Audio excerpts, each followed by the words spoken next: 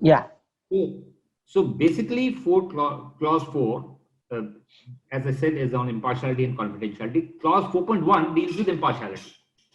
The first opening clause of the operative part of the standard says the laboratory activities shall be undertaken impartially and structured and managed so as to safeguard impartiality.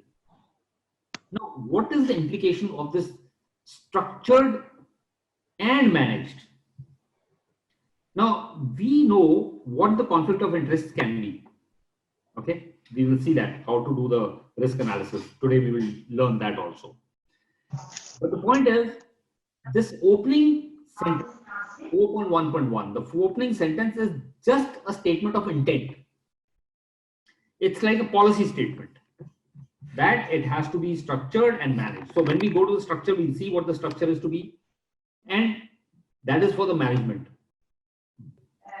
The second part is, the second clause says, the laboratory management shall be committed to impartiality. Now, what does this mean? What is the implication of this?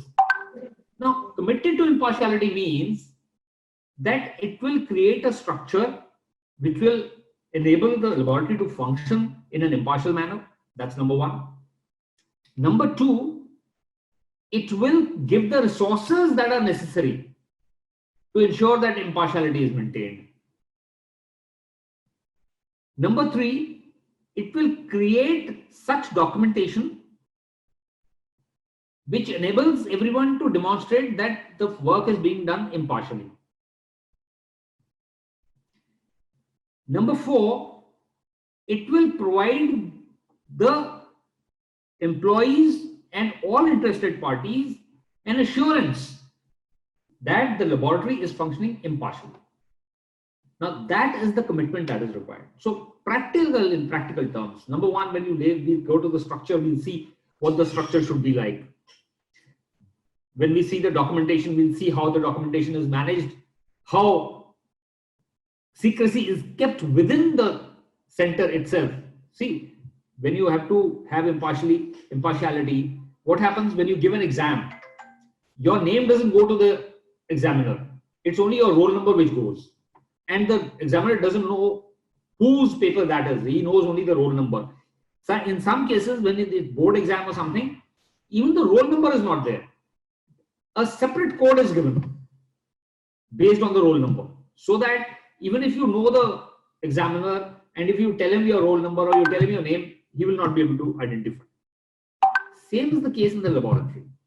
When you get a sample, the structure and the documentation has to be such so that people who are testing do not know whom this sample belongs to. So there is a firewall. So creation of the firewalls. All right, we'll see how the firewall is created in the structure also, especially in the case of refineries where they are going to do their own testing. They know it is our own sample. So how are the firewalls created? How is the impartiality maintained? So we will see. The third clause says, this was earlier clause 4.1.5b. So this is not new. The third clause says, the laboratory shall be responsible for the impartiality of its laboratory activities and shall not allow commercial, financial or other pressures to compromise impartiality. In short, what this means is, you cannot tell the assayers in charge or XRF people or anyone that we will make you payment on per piece basis. As many pieces as you pass, we will give you.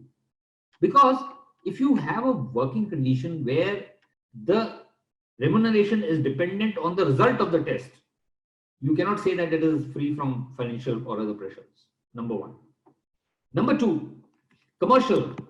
Now, when you have a race to complete the work, and I'm addressing this to the hallmarking centers who are in competition, and you cut short your test method, then that impartiality is because of commercial conditions. The second commercial condition could be, and remember, whatever conditions I'm talking of now in impartiality, these things have to be incorporated in your risk analysis. Now, when we talk of commercial condition, supposing you are dependent on most of your revenue from one party, then it is a commercially conflict of interest situation which has a potential to affect your results. Someone is giving you a lot of work and then you fail as items. Then you can feel, the laboratory can feel that, oh, if I fail his items, he will get antagonized and he will not give me work.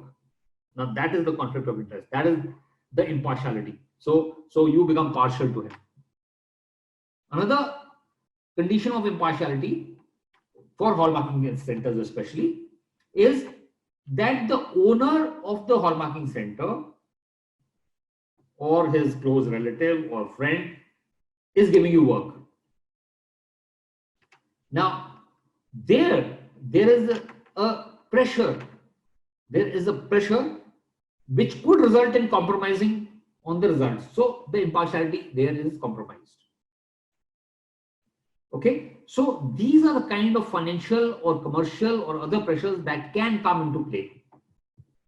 Therefore, the condition of BIS that hallmarking centers have to make a declaration.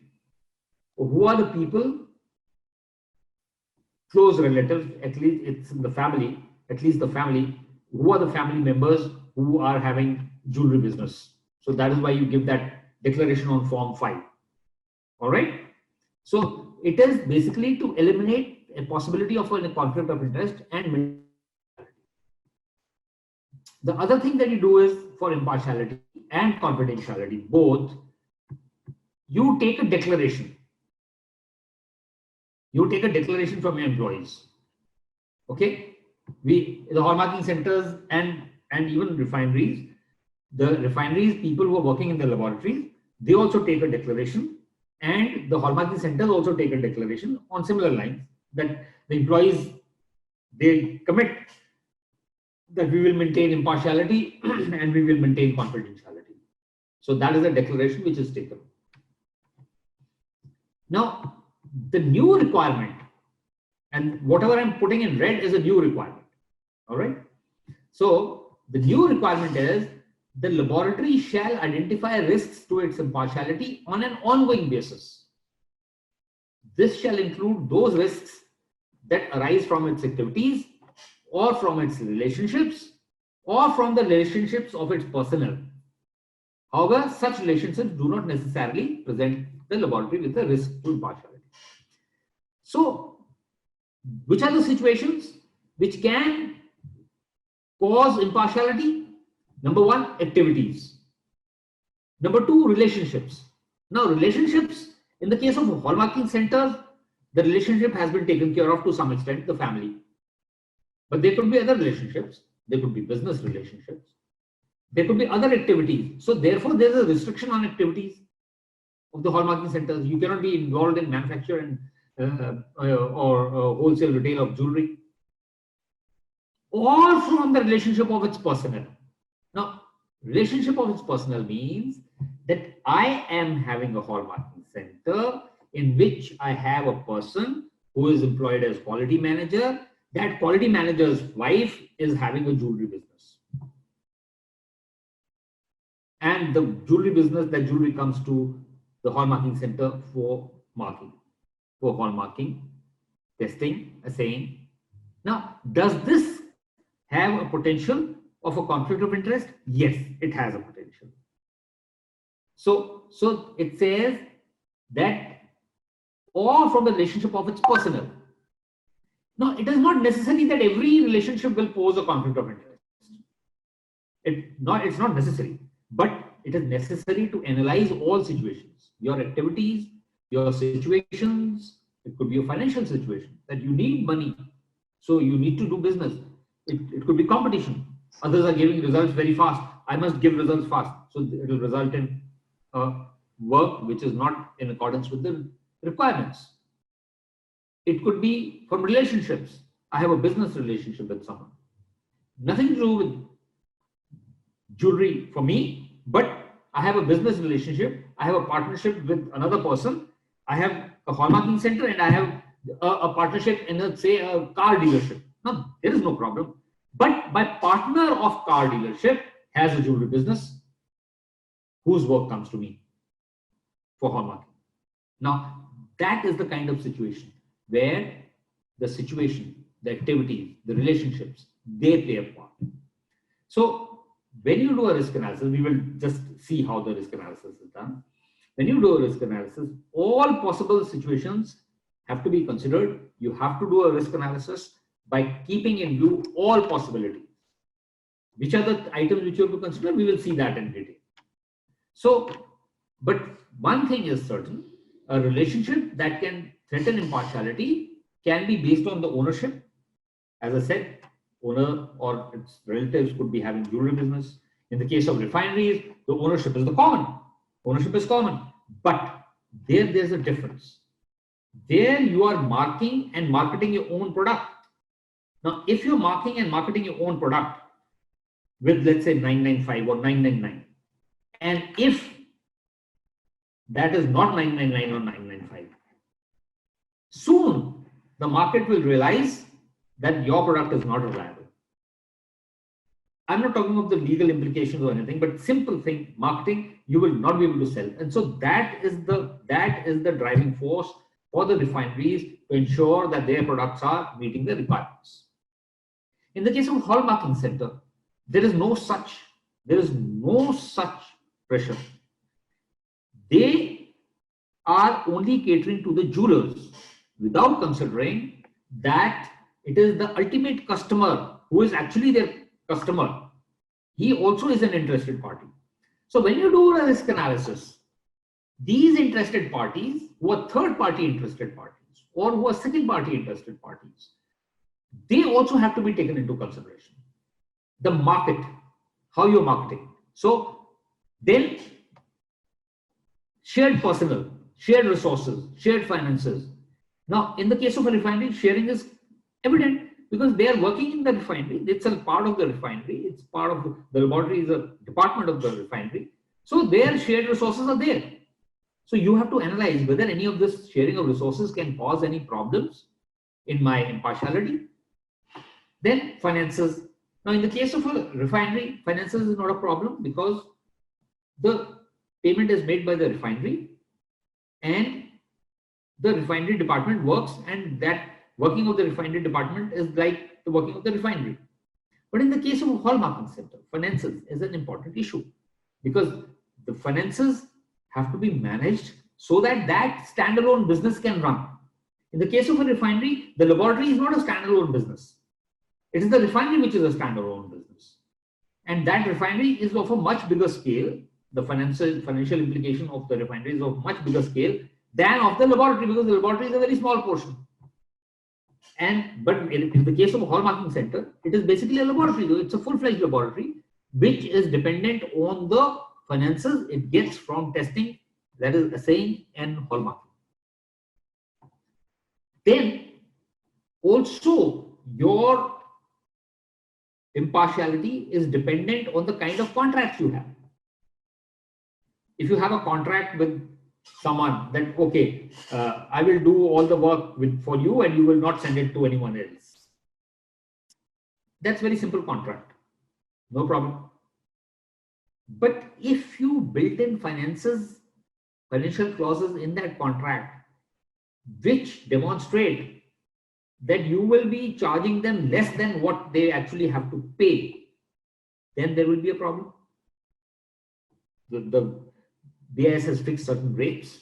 If you make a contract in which you say that, okay, we will give you at lesser rate, that's something illegal. So there you have an impartiality, conflict of interest. So whenever someone is marketing, when you are marketing, for the marketing also, if you're making payments for marketing, that you market for me, you get me clients, I will make payment to you for a certain portion.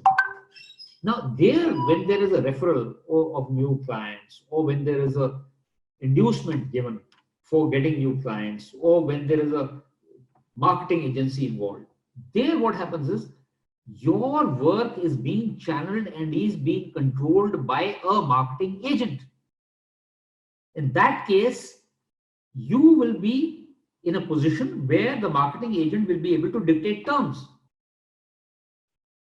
So that also, if you are having, you have to also analyze how you are not going to be affected, how your impartiality will not be affected. So let us see that if the risk to impartiality is identified, we talked of impartiality, then the laboratory has to be able to demonstrate how it eliminates or minimizes such risks. Now, this is a new requirement, that once you identify risks, then you should be able to demonstrate how you are eliminating or minimizing those risks. Right? Someone can unmute and tell me, should I make the screen bigger or is it okay this way? Yeah, please make it bigger, and please use mixed language Hindi and English. There's a demand from so many participants. Okay. Okay, I'll make it bigger. Is it okay now? Yeah, it's perfect. All right. So basically, let's go back to, because every time I get into the presentation mode, it starts from the beginning. Okay. So how to do it? How to do a risk analysis? Because this is something new. It will be new once 15820 is revised in accordance with in consistent with the new 17025. Then even the hallmarking centers will have to do this. But right now, all those who are accredited by NABL, they have to do it, and they would have already done it because implementation. This is a 2017 standard. Now we are into 2020. But how is it to be done?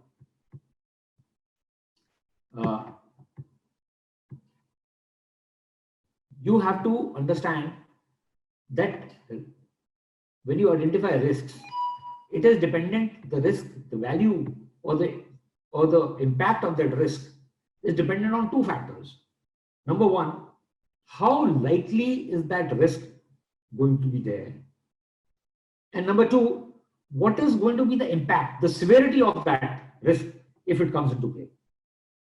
So what you do is you make a you can make a chart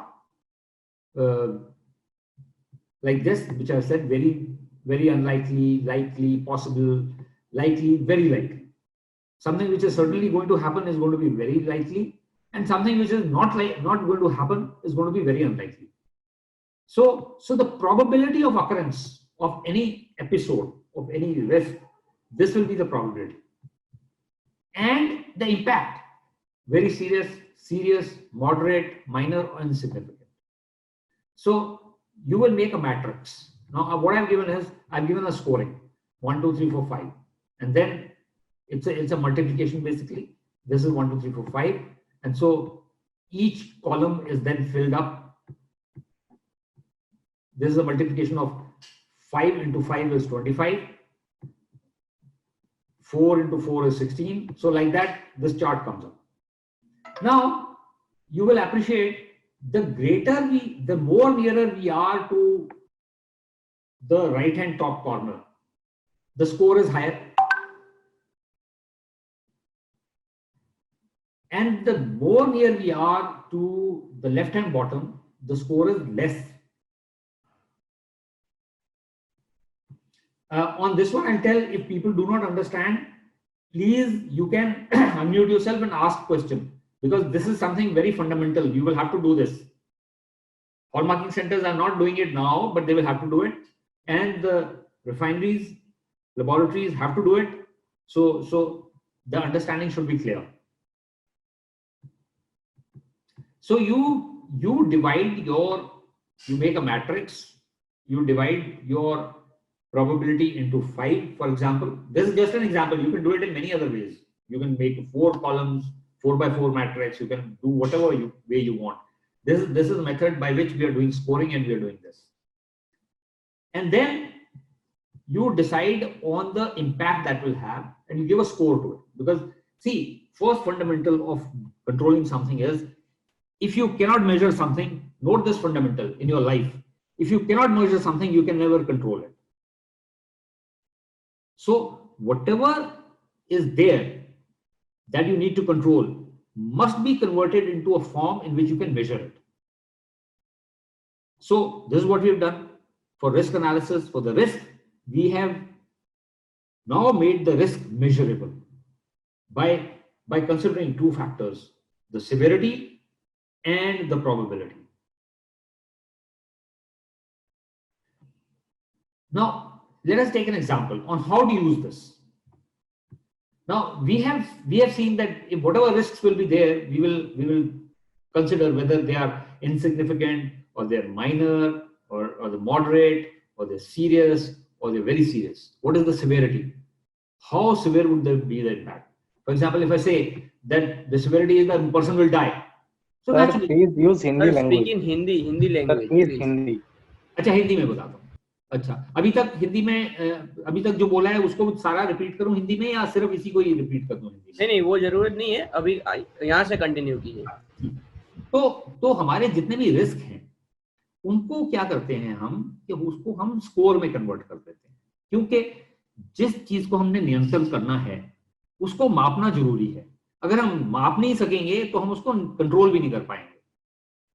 तो इसलिए हमने जो risk जैसी चीज जो है जो कि मेजरमेंट नहीं होती है रिस्क, तो उसको हमने एक स्कोर बना दिया उसका, क्योंकि रिस्क से जो भी रिस्क होगा उससे हमारे पास हमारे ऊपर कितना असर पड़ेगा, उसका क्या उसका इम्पैक्ट होगा हमारे ऊपर, असर कितना पड़ेगा और वो क्या उसकी प्रोबेबिलिटी है, उसके क्या उम्मीद करते हैं कि वो बहुत जल्दी होगा या नहीं होगा. तो उस हिसाब से हम उसको बोलते हैं ये जो नहीं होगा उसको बोलते हैं वेरी अनलाइकली, और जो जरूर होगा उसको बोल देते हैं वेरी लाइकली, और जो उम्मीद है कि हाँ कभी हो सकता है उसको हम लाइकली कर देते हैं, और जो कहते हैं कि नहीं हाँ इसके चांसेस हैं ज्यादा कि हो भी सकता है और नहीं भी हो सकता, तो उसको हम पॉसिबल में बना देते हैं कि भाई मीडियम, हाँ पॉसिबिलिटी है, हाँ ये हो भी सकता है नहीं भी हो सकता. और फिर जो हमारे को लगता है कि ये जो है हाँ जरूरी तो नहीं है हो, पर होने की आशंका है कि ये होगा, तो उसको हम लाइकली बना देते हैं कि ये हो सकता है. तो उनको हम स्कोर दे देते हैं, 1 2 3 4 5 हर कॉलम को. वेरी लाइकली को 1 दे दिया, लाइकली को 2 दे दिया, पॉसिबल को 3 दे दिया, लाइकली को 4 दे दिया और वेरी लाइकली को 5 दे दिया. ठीक है. सो ये अनलाइकली है, ये लाइकली मैंने लिखा है, ये अनलाइकली है बेसिकली. ओके, ये गलत हो गया, अनलाइकली होना चाहिए. ये 2 नंबर जो अनलाइकली है, ये वेरी अनलाइकली है, पॉसिबल है, लाइकली है और वेरी लाइकली है. और जो उसका असर हमारे पे पड़ेगा, पहला है इनसिग्निफिकेंट, दूसरा है माइनर, तीसरा है मॉडरेट, चौथा सीरियस, पांचवा वेरी सीरियस. मान लो हमारे को कोई ऐसा रिस्क है जिसकी वजह से हमारा रिकॉग्निशन बीएस से चली जाएगी या एनएबीएल से हमारी एक्रेडिटेशन चली जाएगी, तो वो क्या होगा, वो वेरी सीरियस, क्योंकि हमारा काम ही खत्म हो जाएगा. और एक है इनसिग्निफिकेंट. इनसिग्निफिकेंट क्या है कि उससे हमारे को असर नहीं पड़ता, हमें को बहुत कुछ फर्क नहीं पड़ता उससे, तो वो ठीक है, हम चल सकता है. तो वो जो है वो इनसिग्निफिकेंट होगा. तो उनको हमने स्कोर दे दिया 1 2 3 4 5. अब जो ये मैट्रिक्स है कि देखो जो चीज बड़ी सीरियस है और जरूरी होगी तो नेचुरली जाहिर है उसको हमें कंट्रोल करना ज्यादा जरूरी है. तो हमने स्कोरिंग जो कर दी, स्कोरिंग कैसे कर दी कि 1 into 1 आ गया, 1 into 2 ये माइनर वाला 2 आ गया, 1 गुना कर दिया 3 से 3. तो इस तरह से ये हमने बना दिया जैसे 4 है लाइकली वाला, 4 में जो वेरी सीरियस है उसको स्कोर 4 गुना 5 20 मिल गया स्कोर. और जैसे वेरी लाइकली में अगर उसका इंपैक्ट मॉडरेट है कि भाई हमारी सीरियस है कि हमारी सस्पेंशन हो सकती है, मॉडरेट है कि हमें नॉन कंफर्मिटी मिलेगी और हमें उसको मेजर नॉन कंफर्मिटी मिलेगी तो हमें उसको एकदम एक्शन लेना है. 2 में है कि जी हमें माइनर नॉन कंफर्मिटी मिल जाएगी, हमने करना है. 1 में इनसिग्निफिकेंट में कि वो हमें कमेंट दे देंगे कोई और वो हम फिर अपना हिसाब से करते रहेंगे. तो वो हमने इम्पैक्ट में अगर वेरी लाइकली है तो हमने क्या किया, हमने इसको स्कोर को मल्टीप्लाई कर दिया और हमारे पास ये मैट्रिक्स बन जाएगी. इसमें स्कोर होगा 5 गुना 5 25 से लेके 1 गुना 1 1 तक. अब जाहिर है कि जैसे जैसे हमारा स्कोर बढ़ेगा वैसे वैसे हमारे को जो वो रिस्क है वो ज्यादा कम करेगा। तो इसलिए अब हम एक अपना कट ऑफ बना लेते हैं कि हमारा कट ऑफ क्या है कि जी हमारे पास, अगर हम मान लेते हैं कि जी हमारे पास अगर 6 तक हमारा स्कोर रहेगा या 6 से कम रहेगा तो हम उसको टॉलरेट कर सकते हैं। तो अगर 6 तक रहेगा तो यानी कि ये वाला जितना भी हिस्सा है, ये वाला जो हिस्सा है ये नीचे तक और ये यहां तक और ये 6 वाला 4 वाला 6 वाला ये पूरी लाइन, ये पूरी लाइन और 1 2 3 ये 3, तो इनमें अगर ये आता है हमारा स्कोर तो हमें तकलीफ नहीं है, हम उसको हैंडल कर लेंगे, हमें कोई प्रॉब्लम नहीं है उसमें ज्यादा प्रॉब्लम नहीं है, तो वो हम कर लेंगे। ठीक है, तो ये जब कर रहे हैं तो उसमें दूसरी चीज क्या है कि अब इसको हमने इस्तेमाल कैसे करना है। जो रिस्क जो बोला था रिस्क असेसमेंट करनी है हमें, वो कैसे करेंगे रिस्क असेसमेंट? हम एक पूरा चार्ट बना लेंगे। जैसे कि थ्रेट क्या है, मान लो हमारा थ्रेट है ओनरशिप पे, हमने क्या कंडीशन, जो कंडीशन है वो बाद में बताता हूं। मान लो हमारा थ्रेट है ओनरशिप पे, और क्या थ्रेट है? Self awareness. उसकी सिवियरिटी बड़ी सिवियरिटी है। क्यों? कि अगर मैं ही एग्जाम देना है और मैंने ही क्वेश्चन पेपर सेटअप करना है तो वो तो बड़ी सीरियस चीज है ना। तो मैं अपना काम अगर कर रहा हूं और मैं मान लो जैसे रिफाइनरी है, रिफाइनरी में जो उनके ओनर हैं, डायरेक्टर हैं, उनको तो मालूम है कि हमारा काम है, और वो जो है लेबोरेटरी को इन्फ्लुएंस भी कर सकते हैं। या जैसे मैंने कहा कि मैं ओनर हूं हॉलमार्किंग सेंटर का और मेरे पास जो काम आ रहा है वो एक मेरे मित्र का है, और मैं लेबोरेटरी में दखल अंदाजी करके मैं उसको इफेक्ट करता हूं रिजल्ट्स को। तो क्या है इशू कि वो जो है वो सेल्फ हिंदी में பேச रहा है ஒண்ணும் புரிய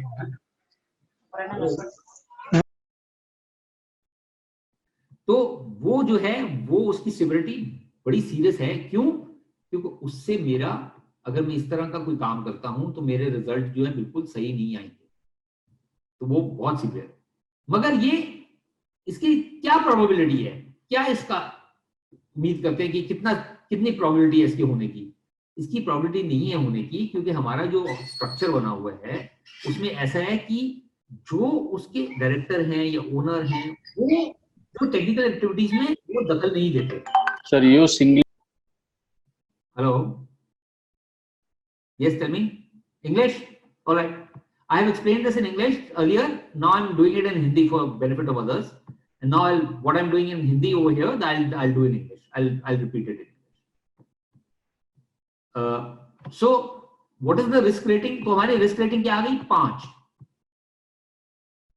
क्योंकि वेरी सीरियस हो गया इसका इम्पैक्ट, कि हमारे रिजल्ट तो बिल्कुल बिगड़ेंगे, हमारे इम्पार्शियल रिजल्ट्स नहीं होंगे, पार्शियलिटी हो जाएगी।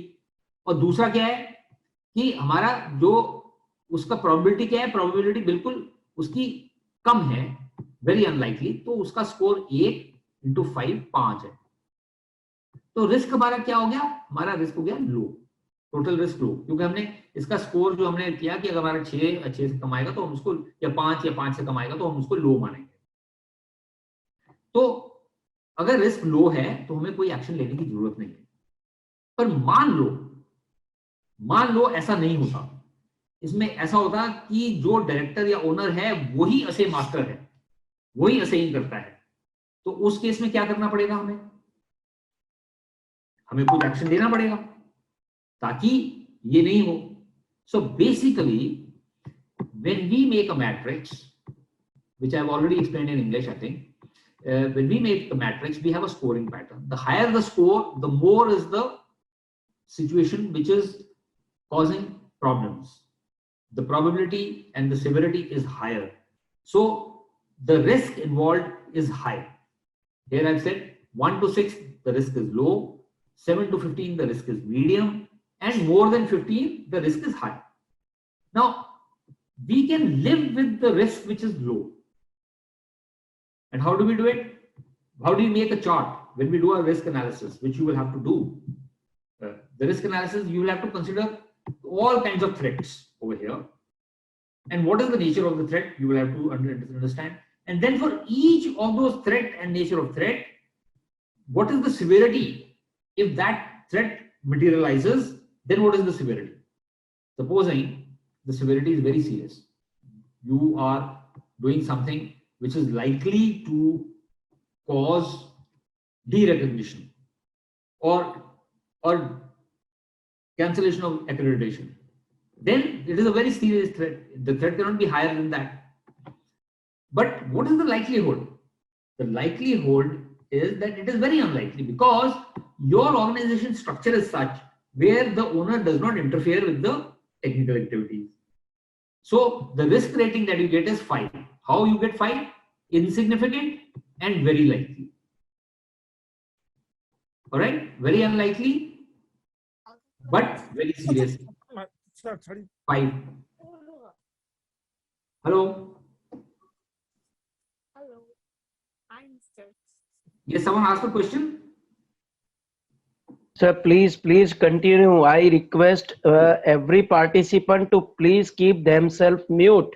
बैल साहब हिंदी और इंग्लिश दोनों में एक की एक बात 2 बार बता रहे हैं.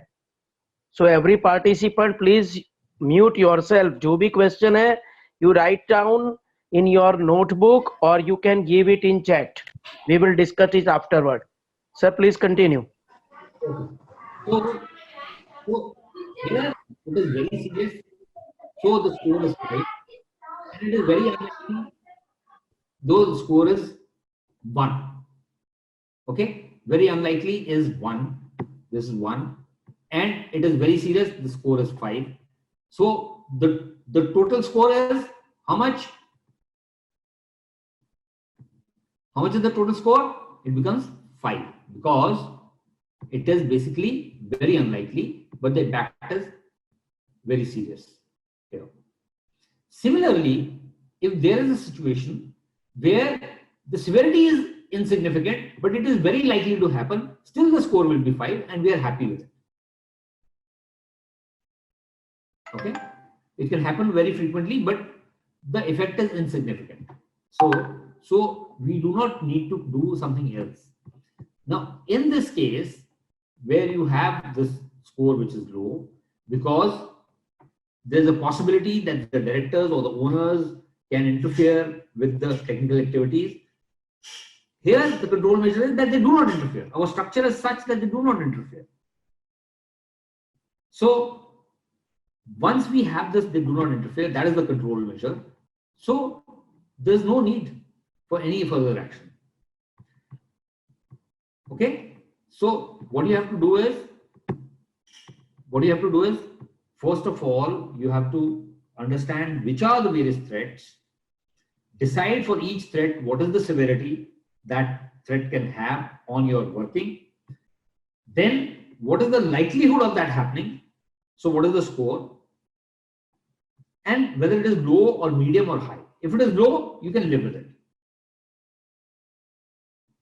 And what is the control measure you have in place to eliminate that risk? Now, this very unlikely and very serious is basically based on this control measure. And so we decide no further action is required. So there could be situations where your control measures are not adequate. And so you have to decide on further control measures. So the residual risk, जिसको हम कहते हैं ना बाकी बचा हुआ risk, वो जो है वो इतना कम होना चाहिए कि हम उससे संतुष्ट रहें कि ठीक है, हमारे काम पे असर नहीं पड़ेगा. So it will not make a difference to us. That is what is the ultimate aim. Okay?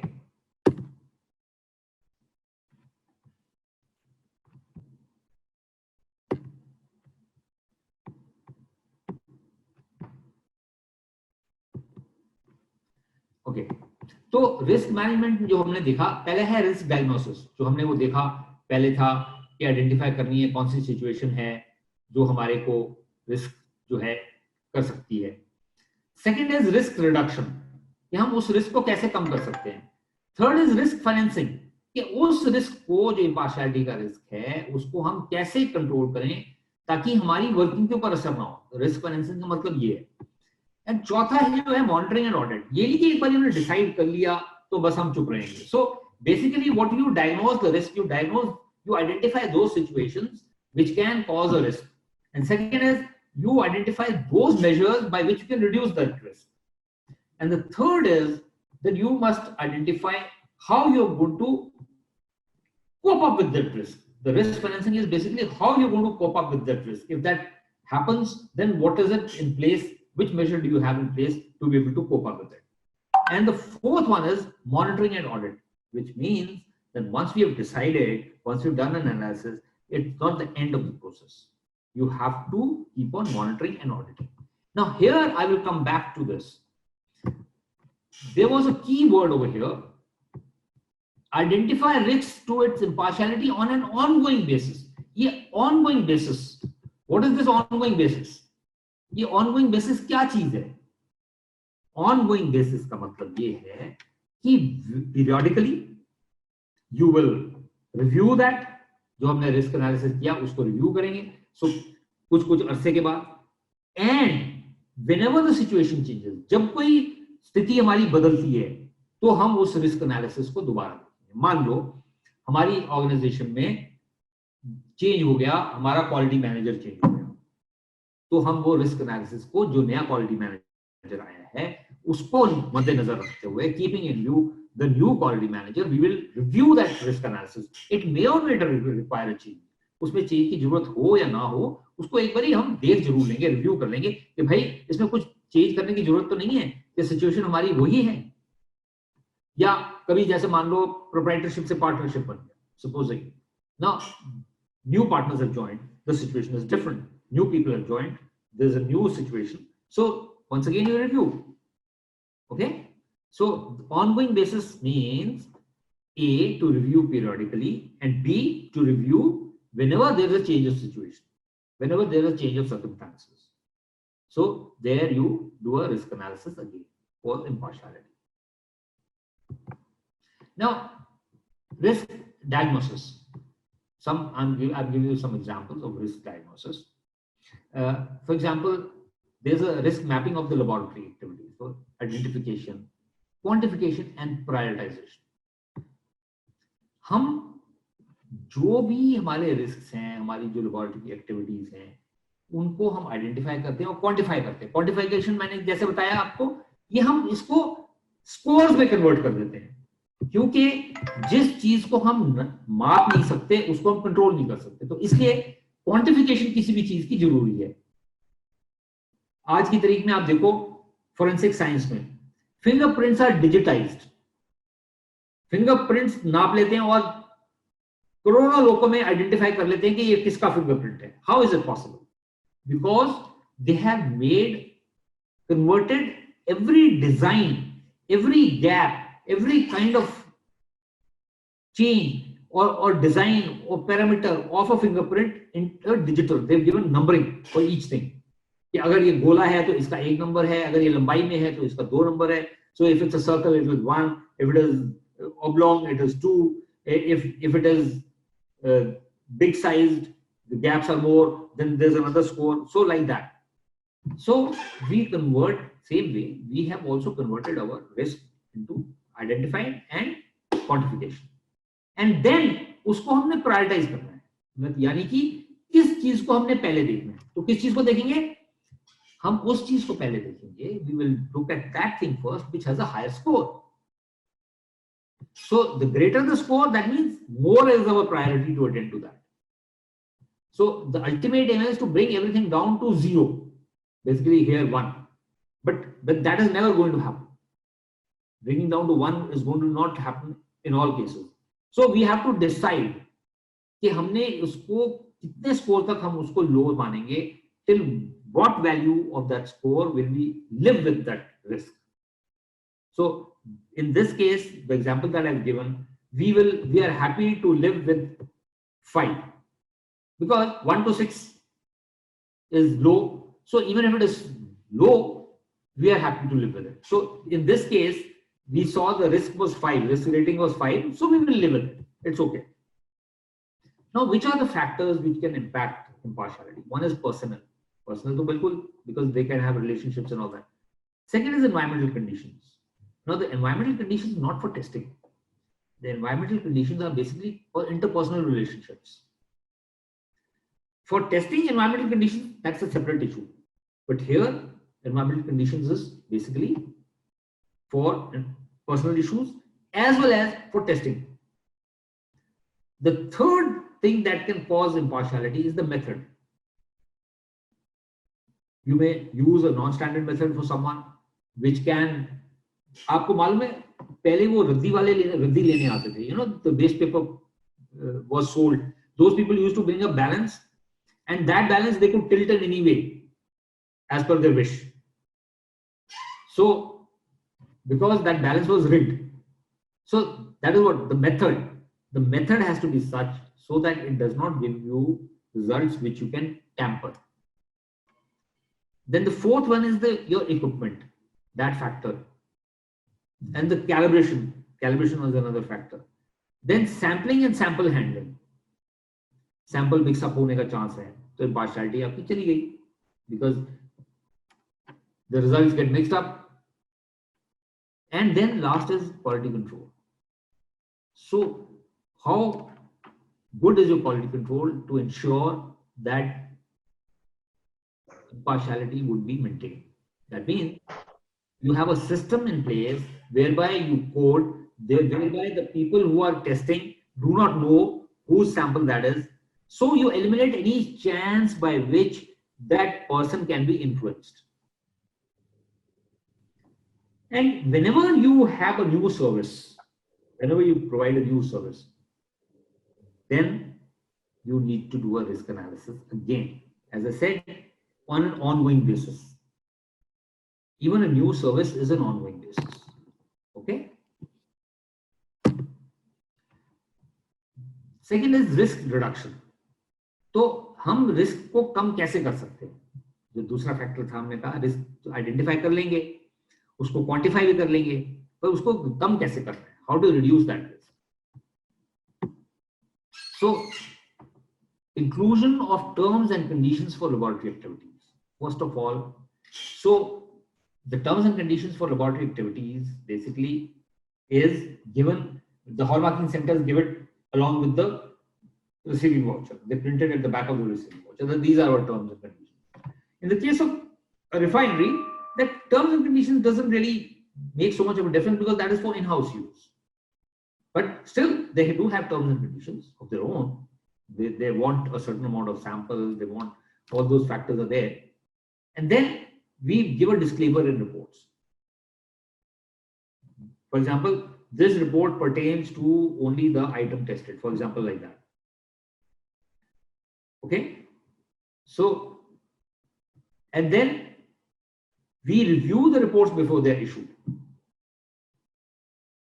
So it is, you will find that the report is not signed by just one person. It basically reviewed by at least one person. So two people sign it, for example. Next जो है हम reduce करते हैं अपना risk जो है competence of the people. जो हमारे लोग हैं काम कर रहे हैं, people who are working, we decide on their competence criteria for each function. What is the competence required? यानी कि हम एक decide करते हैं कि किस काम के लिए आदमी किस तरह की काबिलियत होनी चाहिए, किस तरह की क्षमता होनी चाहिए, और वो जो है वो हम डिसाइड करके और उसी प्रकार उसी कॉम्पिटेंस के लोगों को हम लेते हैं. फिर कैलिब्रेशन ऑफ द इक्विपमेंट. तो कैलिब्रेशन ऑफ द इक्विपमेंट के लिए हम क्या करते हैं, इसके इस रिस्क को हम कैसे कम करते हैं कि हम NABL accredited लेबोरेटरीज से हम कैलिब्रेट कराते हैं. और प्रॉपर कॉन्ट्रैक्ट और रिक्वेस्ट रिव्यू. जब हमारे पास कोई रिक्वेस्ट लेके आता है कि हमें ये करना है, तो हम अपनी स्थिति देखते हैं, क्या हमारे पास क्षमता है वो टेस्ट करने की, are we capable of doing that testing. So we do a proper contract review. Contract review here does not mean that you have a written contract by which you are reviewing or doing anything. It just simply means that when you get something, then you identify what is the requirement of the customer. Now, in a refinery, it's an in-house customer. What is the requirement? Is he giving me a Dore sample? Is he giving me a final product sample. What does he want me to do? Supposing he says, no, please you test as for, we have made 49 sample of 999.9 ppg, you please test. But the laboratory doesn't have that competence. So the laboratory will say, sorry, we cannot do this testing. What we can do is maximum, we can do is 999. In the case of hallmarking center, supposing someone comes to you, please hallmark this jewelry for 24 carats. The hallmarking center will say, sorry, I'm not authorized to mark more than 916. Or someone comes to the hallmarking center that, oh, earlier we were doing 20 carat also, you please mark for 20 carat. The hallmarking center will say, sorry, I cannot do 20. If this is meeting the requirements of 916, I will mark 916. If it is not meeting 916, I'm going to mark 750, which is 18 carat. So if you're happy with that, I will accept it. If you're not happy with that, sorry, I can't do it because I'm not authorized to mark 20. So that is basically the contract review. Now, supposing the jeweler who's giving the jewelry for testing, he says, yeah, I'm going to give you 10,000 pieces, but then I want the report in 4 hours. I want the jewelry done in 4 hours. So obviously you do not have that capacity to handle that much jewelry and test within 4 hours and provide it back, because it will take you about 4 hours to do the testing itself. And then after the testing is done, only then you will start marking. And marking also is going to take time. So you will have to do a request review and talk to the customer.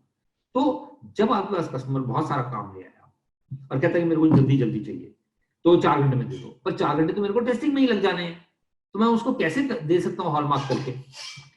तो hallmarking के लिए करने के marking करने के लिए भी तो मेरे को टाइम चाहिए ना. तो मैं उस चीज को रिव्यू करता हूँ. I do a proper review and find out कि मेरे को कितना टाइम लगेगा, and when I discuss with the client कि जी मैं इतना नहीं कर सकता हूँ, और ये जो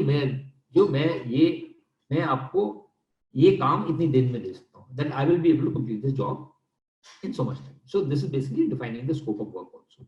Okay.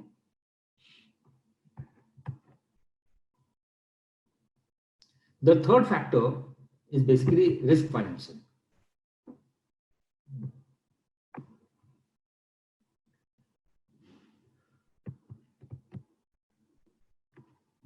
It's not moving. Ashwin, it's not moving. Is it some problem at my end?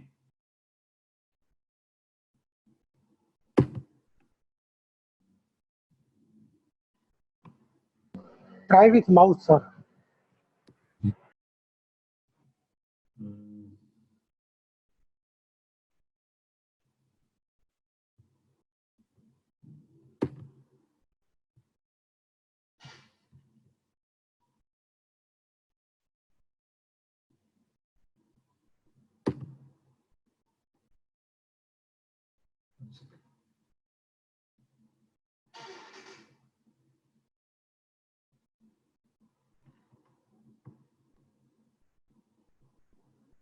You can use arrow key also, downward arrow key.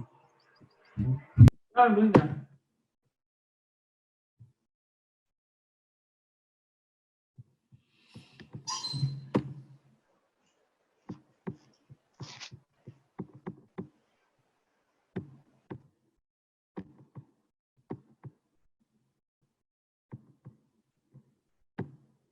Yeah, okay. So basically, when you do risk financing, how do you do risk financing? That if something goes wrong, it will not impact my working.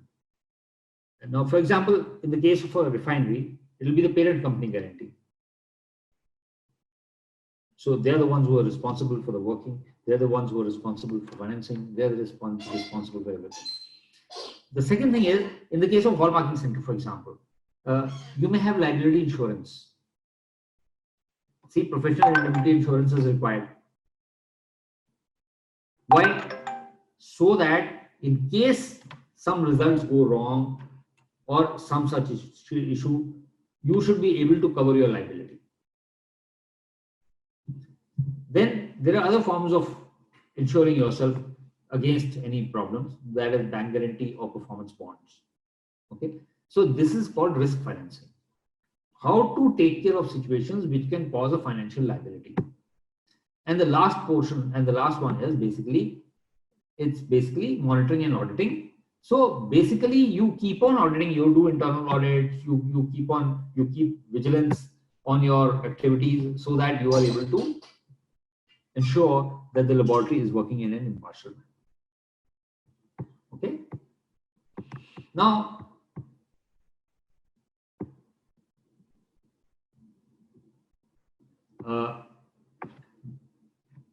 the next clause is of confidentiality.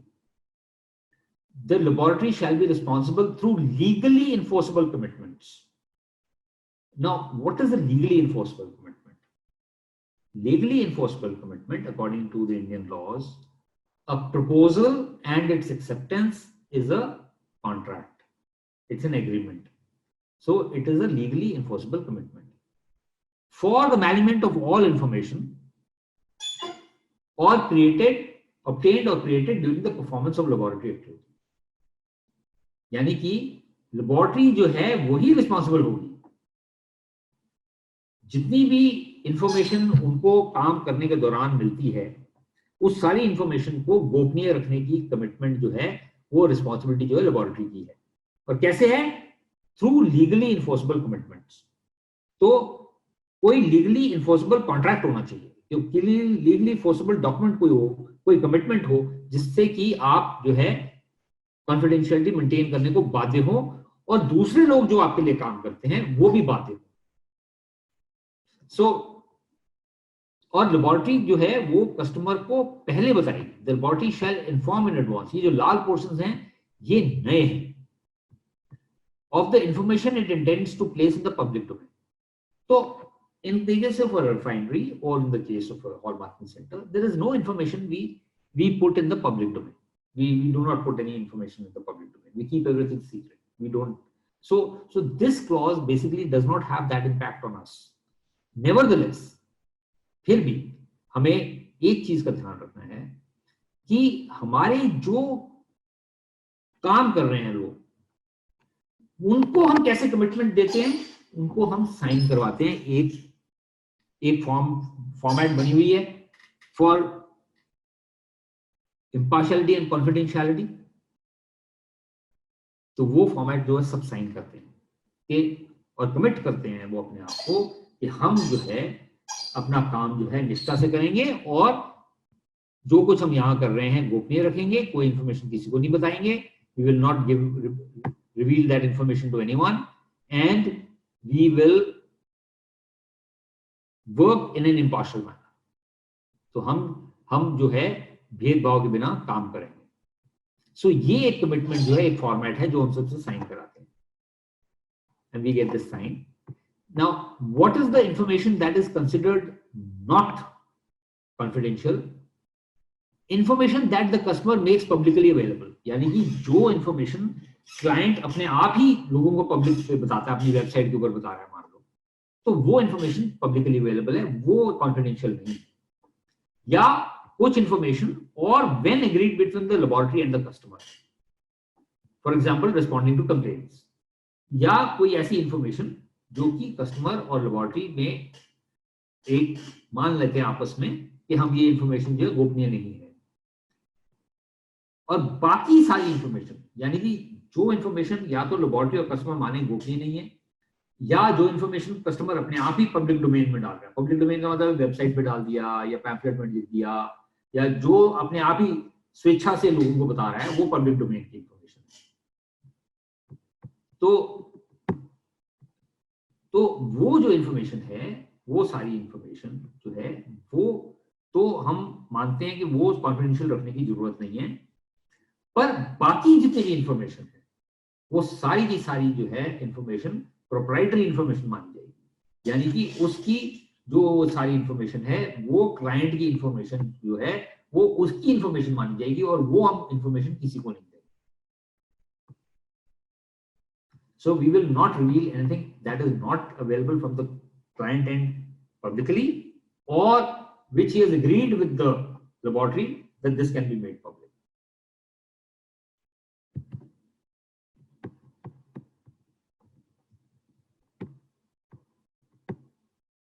Okay, so when the laboratory is required by law or authorized by contractual arrangements to release confidential information, the customer or individual concerned, unless prohibited by law, be notified of the information provided. मान लो कोई investigation हो रही है और उसमें उसको जो है इंफॉर्मेशन रिलीज करनी पड़ रही है, तो वो इंफॉर्मेशन जब रिलीज करेगा तो वो जो है कस्टमर को बताएगा कि तुम्हारे बारे में ये इंफॉर्मेशन मैंने फलाने को बताई है. I have release this information. He will tell that this is the information I have released and these are the people to whom I release. एक स्थिति में नहीं बताएगा कस्टमर को, जिस स्थिति में जो है लॉ कहता है कि आपको नहीं बताना है.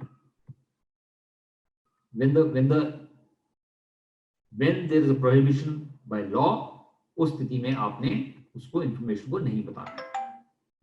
So unless the law prohibits you, if you release information which you are required to release by way of law because of legal requirements, then you will tell the customer unless and until the law prohibits you. Sometimes it so happens, तो कई बार क्या होता है कि आपने information जो है Ashwin, there are some people waiting in the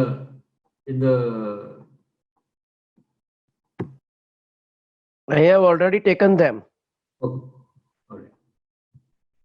So when the laboratory is when that information is obtained by the laboratory from sources other than the customer, मतलब मान लो कोई कंप्लेंट आ गई, BIS ने कंप्लेंट कर दी या NABL को किसी ने कंप्लेंट कर दी, तो वो इंफॉर्मेशन जो है आपके पास आई, तो वो जो है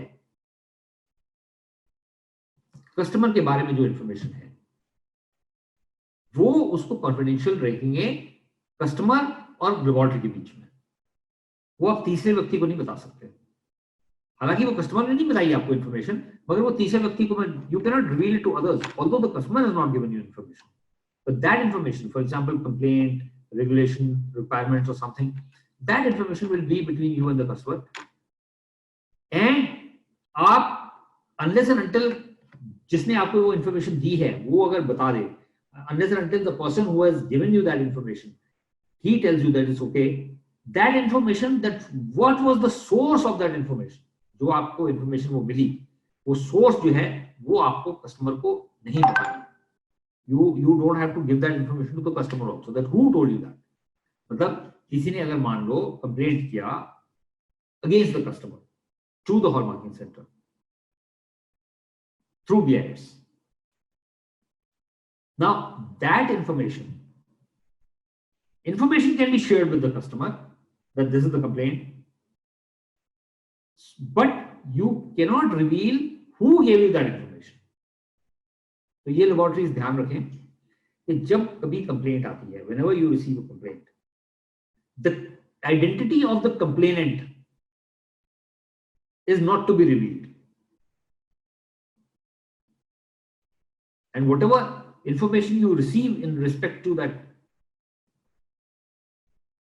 complaint, that information can be revealed, but the source from where you got that information is not to be revealed. That has to be kept confidential. Okay? Only if the person who is providing that information, he says, okay, you can provide this information to the person against whom I've complained, then you can provide, but not without that. Okay? And the last requirement on confidentiality, obtaining confidentiality, is that all people who are involved with your work, who can be privy to confidential information, और जितने भी व्यक्ति हैं जो आपकी laboratory में काम करते हैं या आपके साथ में काम करते हैं और जिनको की कॉन्फिडेंशियल इंफॉर्मेशन जो है वो बताई जा सकती है, हो सकता है उनकी नजर में आ जाए कॉन्फिडेंशियल इंफॉर्मेशन, उन सब को इंफॉर्मेशन अपनी वो गोपनीय रखनी है. तो उसके लिए हम क्या करते हैं? What do we do for that? We take a confidentiality, impartiality statement from them, a declaration that they will maintain confidentiality. Number one. Structure में ये तो हमने वो ले लिया, हमने एक कमिटमेंट ले ली Commitment is not enough.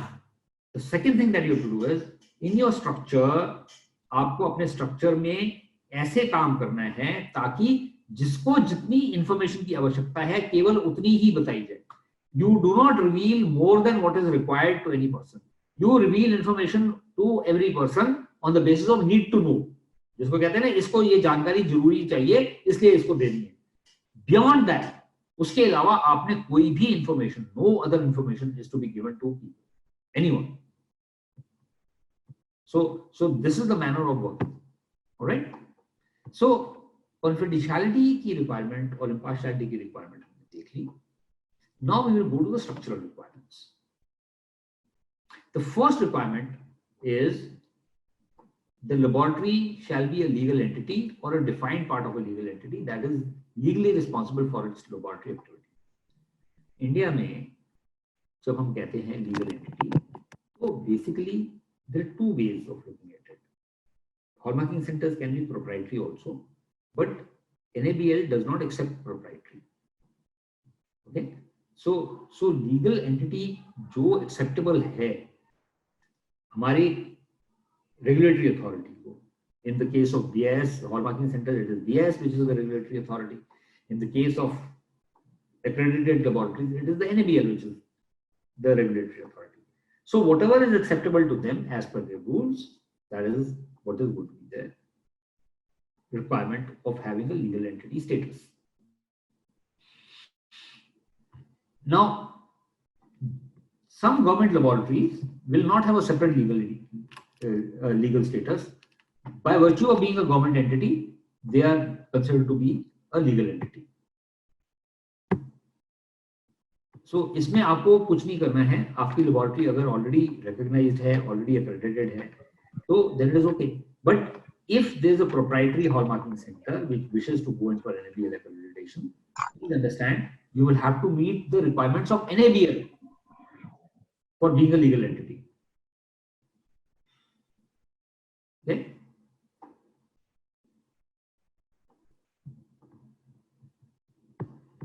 So second is the laboratory has to identify management that has overall responsibility for the laboratory. यानी कि laboratory को पूरी laboratory की जिम्मेवारी किसकी है, कौन है उसका टॉप मैनेजमेंट, कौन उसकी जिम्मेवारी लेता है. तो वो कई बार क्या होता है कि आपके स्ट्रक्चर में ओनर्स हैं और वो एक लेबोरेटरी का सीईओ बना देते हैं या रिस्पॉन्सिबिलिटी किसी भी नाम से मैनेजर बोल दो या जनरल मैनेजर बोल दो या कुछ भी बोल दो, वो लेबोरेटरी का करते हैं, तो वो लेबोरेटरी की ओवरऑल रिस्पॉन्सिबिलिटी उसकी हो जाती है. या डायरेक्टली भी ले सकते हैं responsibility, owners can directly take responsibility, one of them can be the CEO. तो ये जो है आइडेंटिफाई करना जरूरी है. क्यों आइडेंटिफाई करना जरूरी है? क्योंकि जो टॉप मैनेजमेंट होगी, जो रिस्पॉन्सिबल मैनेजमेंट होगी, उसी ने ही रिसोर्सेज प्रोवाइड करने हैं, उसी ने ही उसको ऑर्गेनाइजेशन को दिशा देनी है, the direction. After all the function of the top management is to provide a direction to the laboratory. So basically, therefore it is identifying the top management therefore is necessary. The next is the laboratory shall define and document the range of laboratory activities for which it conforms with this document. This document means the ISO standard 17025. And the laboratory shall claim conformity with the document for this range of laboratory activities which exclude externally provided laboratory activities on an ongoing basis. यानी कि laboratory जो है वो define करेगी कि उसकी किस चीज में क्षमता है, उसको डॉक्यूमेंट करेगी. इसीलिए जो मैनुअल है, जैसे NABL के लिए मैनुअल बनते हैं या कहीं और, हम डॉक्यूमेंट करते हैं कि हमारे किस रेंज में हम काम कर सकते हैं.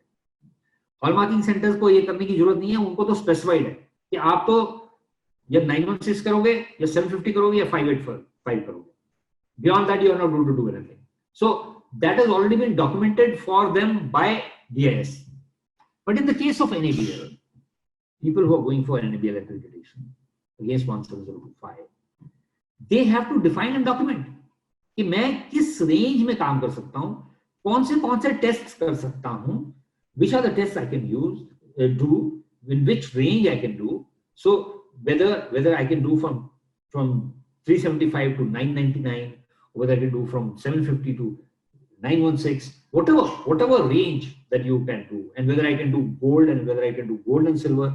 So whatever is the activity that you are doing, you will then document that, define that. You will tell that. How will you do it? You can put it in your manual that this is my range of activity. This is what I'm. And remember, if there is something that you're getting done from outside on a regular basis, अगर आप कोई एक काम बाहर से करवा रहे हैं regular basis, मान लो मैं टेस्ट रिपोर्ट्स जो है 999 की 999 गोल्ड की मैं बाहर से करवाता हूँ, मेरे पास सिर्फ 995 तक की मेरे को एक्रेडिटेशन है या मेरे पास स्टेटस है, तो मेरी फैसिलिटी है, 999 में बाहर से कराता हूँ, तो मैं क्लेम नहीं कर सकता कि मेरी लेबोरेटरी जो है वो 999 के लिए कॉम्पिटेंट है. सो I can claim conformity only for those range of laboratory activities which I am doing myself. I am not getting them done on an ongoing basis from outside. हाँ, मेरी किसी कभी लेबोरेटरी मेरी इक्विपमेंट खराब हो गई तो मैंने खुद नहीं टेस्ट किया, मैंने किसी दूसरी NABL accredited लेबोरेटरी को दे दिया once in a while. That doesn't make any difference because मेरे accreditation और मेरी क्षमता जो है वो उस वैल्यू तक है. So because of some reason I am not able to do that. So therefore I will continue to claim the competence for the full activity. यानी कि मान लो मेरी इक्विपमेंट ब्रेक डाउन हो जाती है for some reason something and जैसे कि मान लो मेरे क्यूपल्स जो हैं वो मेरे एग्जॉस्ट हो गए जिसमें कि मेरे को बड़े साइज का सैंपल लेना है. अब मैं बड़े साइज का सैंपल नहीं ले सकता हूँ. Okay, so I cannot take a sample of a big room of a bigger size. So what do I do? In that case, what I have to do is I have to give it out because my facility, it got exhausted. I cannot do the testing. But I usually do that testing. मैं आमतौर पे वो testing करता हूँ और मेरी क्षमता है. So then I can claim competence. But अगर मैं करता ही नहीं हूँ और मैं कभी भी मेरे पास वो काम आ जाता है और मैं बाहर से कराता हूँ, if I get that work, I get it done from outside, then the problem is that I cannot claim competence because I am not competent. मैं खुद competent नहीं हूँ वो काम करने के लिए क्योंकि मैं बाहर से कराता हूँ. तो नेक्स्ट रिक्वायरमेंट जो है स्ट्रक्चरल रिक्वायरमेंट है कि लेबोरेटरी जो है उसकी जो एक्टिविटीज हैं वो इस तरह से की जाएंगी ताकि वो जो है इंटरनेशनल स्टैंडर्ड 17025 की रिक्वायरमेंट को भी मीट करें और लेबोरेटरी के कस्टमर्स की रिक्वायरमेंट भी मीट करें, रेगुलेटरी अथॉरिटीज की रिक्वायरमेंट भी मीट करें और उनकी रिक्वायरमेंट भी मीट करें जो उनको रिकॉग्निशन दे. और हमारी तो कोई ऐसे साइट फैसिलिटीज या कोई टेम्पररी फैसिलिटीज, मोबाइल फैसिलिटीज तो है ही. हमारी तो परमानेंट फैसिलिटीज है. हॉलमार्किंग सेंटर भी परमानेंट फैसिलिटी है और रिफाइनरी की लेबोरेटरी भी permanent. So activities at other sites away from permanent facilities or temporary sites or mobile facilities are not applicable for hallmarking centers and refinery laboratories. But what is applicable is that all hallmarking centers and laboratories of the refineries, they must meet the requirements of 1705 if they are accredited or wanting to get accreditation. So accredited laboratories and those seeking accreditation, यानी कि जो accredited हैं या जो accreditation चाहते हैं 1705 की, कल को जब 15820 रिवाइज हो जाएगा और 1725 2017 के बेसिस पे हो जाएगा तो उसमें जो रिक्वायरमेंट्स होंगी उनको मीट करना जरूरी हो जाएगा हॉलमार्किंग सेंटर्स के लिए. और अपने कस्टमर्स की रिक्वायरमेंट, तो कस्टमर कौन है?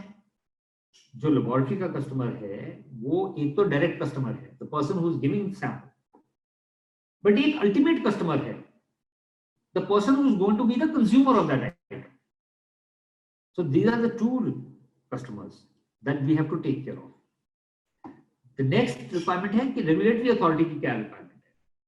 जो रेगुलेटरी अथॉरिटीज हैं हमारे केस में NABL है और BIS है. या तो हम काम करते हैं NABL की रिक्वायरमेंट्स के हिसाब से, उनके क्राइटेरिया के हिसाब से और उनके जो डॉक्यूमेंटेशन है उसके हिसाब से, या फिर हम काम करते हैं BIS के हिसाब से। BIS में जो BIS एक्ट है उसके हिसाब से काम करते हैं, जिसके अंदर की हॉलमार्किंग रेगुलेशंस जो हैं उनके हिसाब से काम करते हैं। So these are the documents which are applicable to us. एक चीज का ध्यान रखें, if there is a conflict of requirements in different documents, the regulatory requirements are supreme. The regulatory requirements have to be met. The requirements of the standard. Hello. The regulatory requirements have to be met. तो जो regulation में, जो law में जो requirement है, जो law में लिखा हुआ है, जो रेगुलेशन में लिखा हुआ है, या जो रेगुलेटरी बॉडी बोलती है, वो रिक्वायरमेंट सबसे पहले उनको पूरा करना है। जो बाकी रिक्वायरमेंट्स हैं वो उनके बाद में आती है, वो उसमें उनका जो है इतनी इंपॉर्टेंट नहीं होती जितनी की रेगुलेशन की रिक्वायरमेंट होती है, जो कि हमें मीट करनी है किसी भी हालत में।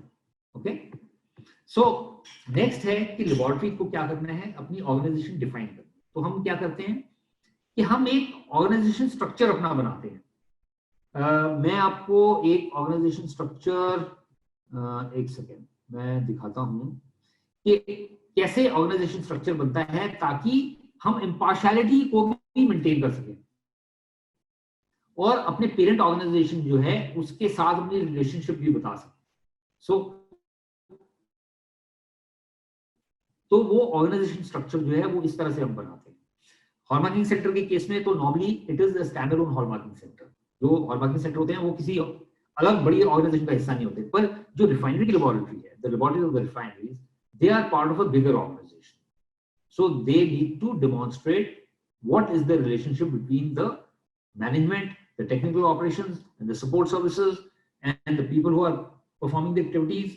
Okay, so वो हम एक स्ट्रक्चर बनाते हैं, एंड वो स्ट्रक्चर जो है वो उसमें हम डेमोन्स्ट्रेट करते हैं। जैसे मान लो between the refinery activities and between the laboratory of the refinery, you build in a firewall. That firewall is the contact person between the two, and that is the quality manager, for example. Yeah, in the case of hallmarking centers, what do? In the case of hallmarking centers, we have a structure by which the top management does not interact directly with the assay laboratory. Basically, it handles the reception, which is independent of the quality manager, who is independent of the laboratory functions. So उसमें हमने 3 हिस्से बना देते हैं। जो quality manager है उसके नीचे preliminary marking, hall marking, laser marking का हिस्सा, ये सब उसके नीचे रहते हैं, रिसेप्शन वगैरह। और जो हमारा असेइंग का हिस्सा है वो इंडिपेंडेंट रहता है। So there is a firewall created. तो वो हमें जो स्ट्रक्चर है वो स्ट्रक्चर हमें बनाना इस तरह से कि हमारे रिलेशनशिप हमारी पेरेंट ऑर्गेनाइजेशन के साथ कैसे है वो पता चल जाए, और ताकि हमें इमीडिएटली पता चल जाएगा कि आपकी ड्यूटीज और रिस्पॉन्सिबिलिटीज किस तरह से आप रिपोर्टिंग कर रहे हैं और कैसे आपका संबंध है दूसरे हिस्सों से, ताकि वहां कोई इंपार्शियलिटी तो नहीं हो सकती। तो ये ऑर्गेनाइजेशनल स्ट्रक्चर जो है वो इस तरह से बनाया जाता है। ओके, सो और डॉक्यूमेंटेशन, जैसे कि मैंने आपको कल बताया था कि स्टैंडर्ड नहीं कह रहा है कौन से प्रोसीजर बनाने हैं, डॉक्यूमेंट करना है। Only one documented process is required. Remember, as per the standard, one documented process is required, and that is the process of handling complaints. No other process, the document, having a procedure does not mean having a documented procedure. So, but the standard says that you will document your procedures to the extent necessary to ensure consistent application of the laboratory activities and validity of results. तो आपको उतने ही documentation बनानी है जितनी की आपको आवश्यकता है अपनी लेबोरेटरी को सुचारू रूप से चलाने के लिए, ताकि आपकी लेबोरेटरी जो है कंसिस्टेंटली ऑपरेट करे, प्रॉपर रिजल्ट दे। तो उतनी ही डॉक्यूमेंटेशन आपको जरूरी है, नॉट मोर देन दैट। सो पहले क्या था कि पहले प्रिस्क्रिप्टिव था, ये डॉक्यूमेंटेड प्रोसीजर, ये डॉक्यूमेंटेड प्रोसीजर, ये documented procedure. So there was a requirement of having documented procedures. But now the requirement is that you need not have documented procedures more than what is required for your operations.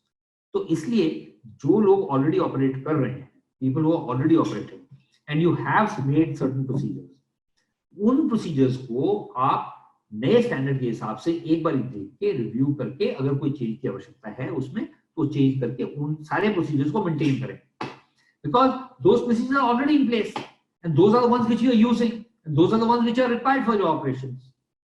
So from that point of view, you maintain the existing procedures, you maintain your existing formats, you maintain those things, and in addition the new thing was a risk analysis that you will have to do. And there's another analysis which we have to do, which will come when we do clause 8 management system. So, Well, sir, we are having 5 more minutes. okay, we'll finish clause 5 then. Yeah, okay.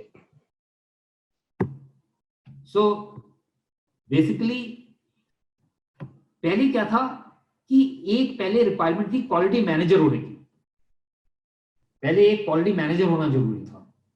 The new standard does not say that you have a quality manager. वो quality manager की बात नहीं करता. वो कहता है कि आपको after all quality manager की कोई functions होते थे. The quality manager had some functions. They were supposed to do certain things.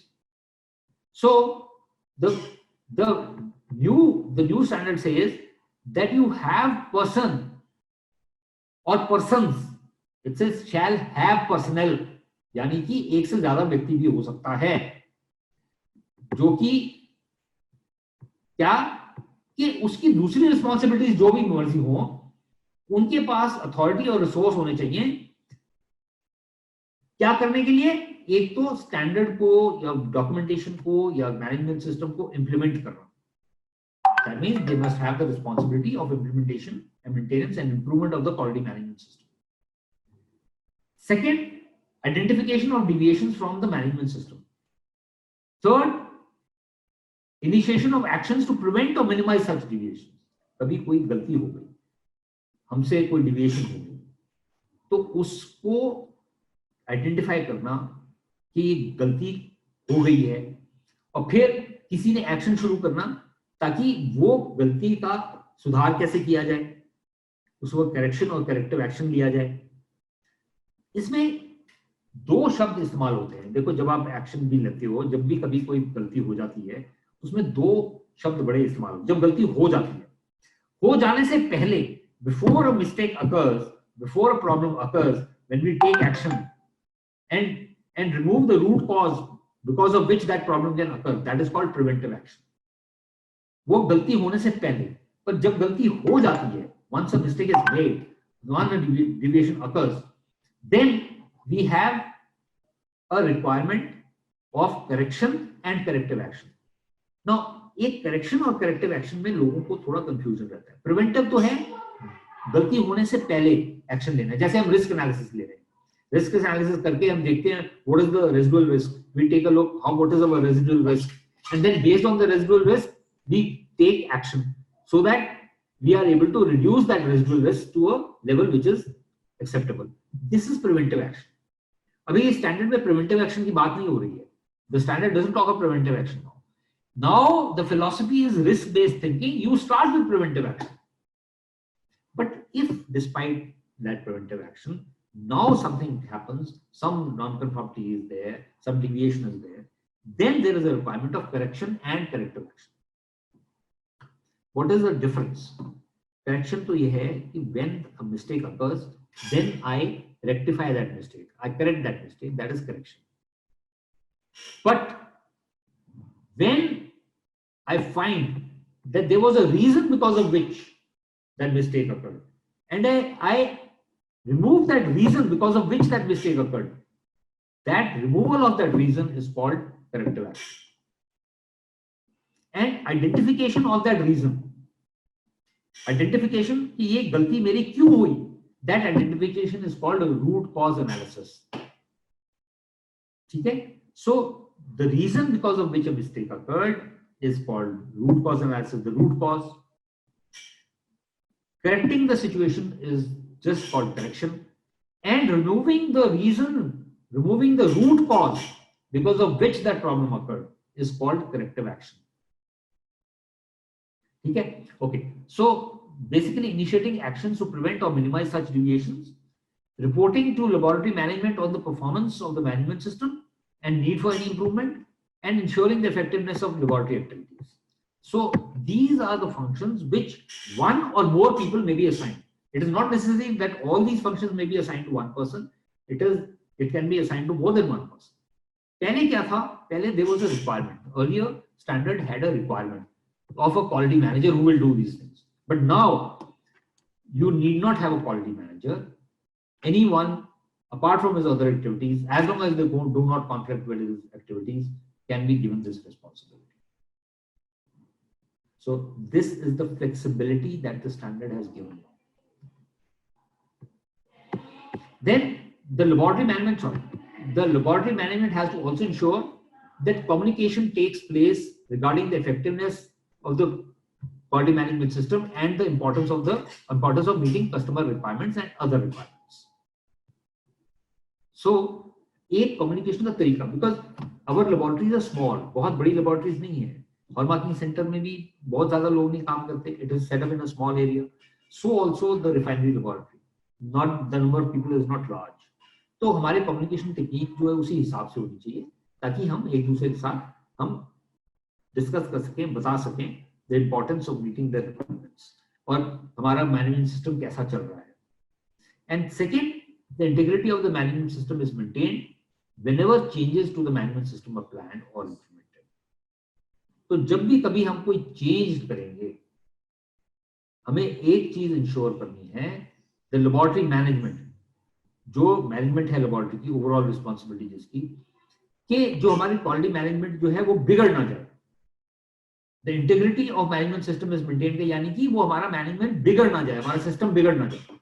तो जब भी हम कोई चेंज करते हैं, प्लान करते हैं change, so we need to make sure that our system does not change. Okay, right? So this finishes our structural requirements. अभी मैं आपको एक दो चीजें दिखाता हूँ. ये जो नॉन कंफर्मिटीज, किस तरह की नॉन कंफर्मिटीज आती हैं इनमें, तो एक दो एग्जांपल्स हम डिस्कस कर लेते हैं, and then we'll close. It's already 6, and tomorrow we will start with the resources, clause 6. This is the one which we will start, resource requirements. Okay, so one second, let me see. Yeah, for as far as the documentation is concerned, see, this is the structure. This is a typical structure of a refinery. So you will see that refinery operations is separate. There's a firewall in between in the form of a quality manager, and then you have the technical operations of the laboratory. So you keep the production department away from the activities of the laboratory. That's one. Okay. Then similarly, in the case of a hallmarking center, you have the laboratory reporting directly to the CEO, separate. The quality manager has the preliminary and the subsequent activities, and the receiving and delivery is a separate function. So you try to maintain impartiality by having activities in such a way so that the division of work does not cause any issues. Now, coming to the documentation. In the case of a refinery, see, you have the quality manual and you have some procedures already made. These procedures were made in accordance with the previous standard. Now what you have to do is, इसको ये जो बने हैं, इनको हमें सिर्फ review करना है और देखना है, और वर्क इंस्ट्रक्शंस हैं, इनको रिव्यू करना है कि इसमें कोई चेंज करने की जरूरत तो नहीं है. स्टैंडर्ड नहीं कहता कि आपको जरूरी है ये सारे रखने, बट इसको फेक दो, क्योंकि स्टैंडर्ड ये भी कहता है, because standard also says that you must have documentation to the extent that is necessary. Then apart from this, you have formats, your large number of formats. So those formats are basically, as we go by, we will see why these formats are necessary. These formats are necessary because we need to demonstrate how the work is done. All right. So This is as far as the refineries are concerned. Same is the case with hallmarking centers. In the case of hallmarking centers, till now they're lucky. They do not have to make any separate procedures. They're not required to make any separate procedures. The only thing is they need to have formats so that they can show how they're doing the work.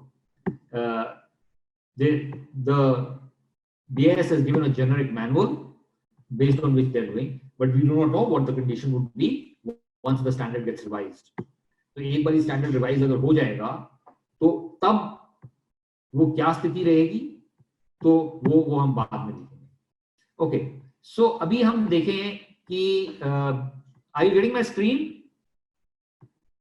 Yeah, your screen is visible, but the structure you mentioned recently is not there on the screen. No, that is over. Now I'm talking about something else. Now I'm talking of the non-conformities. Okay. Okay. You want to see the structure again? You want to see the structure again? Sir, I think you had shown something, but we have not. It was not visible to us. We were seeing only this screen, that ISO 17025. That organization structure or non-conformity was not visible.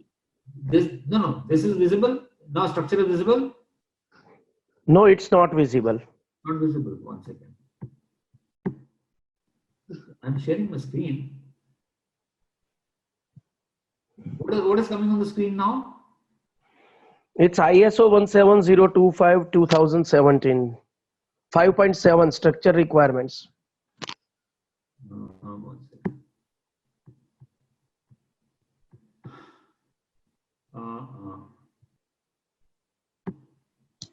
Now? No, still not there. Oh, my screen is paused. Screen sharing is paused for some reason. Okay, no problem. So shall we go for a question answer session? Okay. One second. Now you're getting it now. No. It's unfortunately once the PowerPoint goes away. One second. I'll have to. Let me see how we can manage this. Okay, I don't think it's possible. Okay, then what I'll do is I'll incorporate these in the PowerPoint presentation so that we don't need to see again and again. So I will be able to do this and give it to you tomorrow. Okay, I'll show you the structure tomorrow. Yeah, no problem. So there are some questions in the chat box. Can we discuss them? Sure. All right. Now, first I'll tell you what are the kind of non-conformities you get. The type of non-conformities you get is that you do not have deputies for key managerial appointments. So who is going to work in the absence of the assay in charge, for example, or who's going to work in the absence of a quality manager? Okay. So this you need to take care. And then the laboratory has not established proper communication procedure within the laboratory personnel regarding effectiveness of the management system. So you need to have some kind of a communication channel. How you communicate? कोई notice board लगाते हैं, उसके ऊपर करते हैं लगा के. How do you do it? How do you communicate with your personnel regarding the effectiveness of the quality management system? Then the third kind of non-conformity for this clause 4 and 5 we get as the quality manual will be signed by the quality manual says that the test board will be signed by the quality manager in the absence of the assay in charge. But the point is the quality manager does not have the required qualification and experience. So how can he sign it?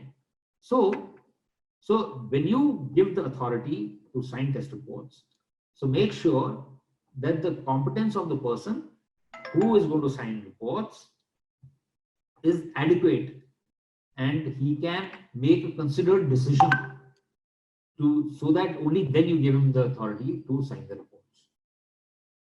Okay? So these are the kind of non-conformities you get in this. So you have to take care of these.